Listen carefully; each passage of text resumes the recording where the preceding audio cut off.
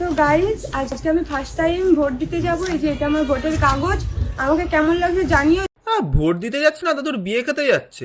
এত সেজে গুজে কে যায় ভাই? আমার একটা জাইঙ্গা পরে থাকতে এখন অস্বস্তি লাগে, জানো? যেহেতু খুব গরম তাই আমি হালকা ফুলকা সেজেছি। হ্যাঁ, হালকা বুলকা সেজেছে। দেখুন দিদি, এরকম হালকা বুলকা সাজবেন না, ঠিক আছে? আপনাকে দেখলে আমার গরম লাগছে এখন।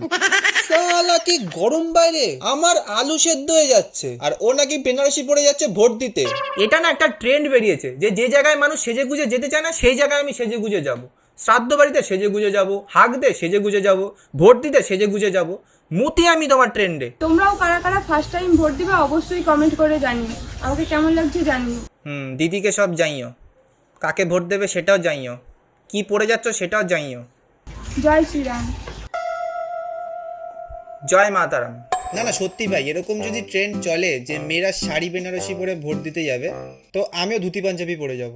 যে মেয়েকে পছন্দ হবে তাকে গিয়ে সিঁদুর পরিয়ে দেবো।